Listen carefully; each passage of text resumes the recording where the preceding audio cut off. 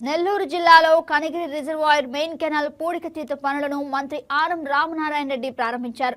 సంఘం మండలం గాంధీ జనసంఘం దగ్గర గంగమ్మ తల్లికి చీర సారే సమర్పించి 84.75 లక్షలతో పనులు చేపట్టారు.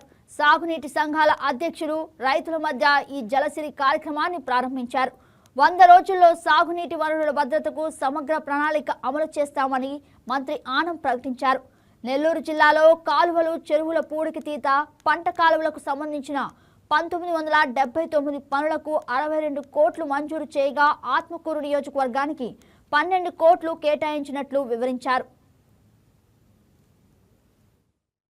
డాక్టర్ ఎన్టీ రామారావు గారు ఆనాడు శంకుస్థాపన చేస్తే ఇట్లా మార్పులు జరుగుతూ ఇవాళ చివరికి 78 టీఎంసీల సోమశిల రిజర్వాయర్ని తెలుగు గంగాలో అంతర్భాగమై ఇవాళ మన ముందు సాక్షాత్కరించింది అని చెప్పి మీ అందరికీ ఒకసారి గుర్తు చేస్తూ ఉన్నాం.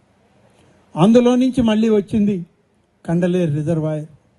ఇప్పుడే ఎస్సీ గారు లెక్కలని చెప్పారు, మళ్ళీ వాటి జోలికి వెళ్ళక్కర్లేదు. మనం 78 టీఎంసీలు సోమశిల, 68 టీఎంసీలు కండలేరు రిజర్వాయర్ని ఒక్కసారి మనం నిలుపుకుంటే దాన్ని నిండా నీరుంటే 3 సంవత్సరాలకి సరిపడా నెల్లూరు జిల్లా రైతాంగానికి సాగునీరు త్రాగునీరు ఇచ్చే బృహత్తరమైనటువంటి 2 ప్రధానమైన ప్రాజెక్టులు నెల్లూరు జిల్లాకే ఉండడం ఇది గర్వకారణం అని చెప్పి మీకు మనవి చేస్తాం. రైతాంగానికి నీళ్ళు ఇవ్వాలి, కాలువలు కట్టేస్తే తప్ప మిగతా పని చేయలేము.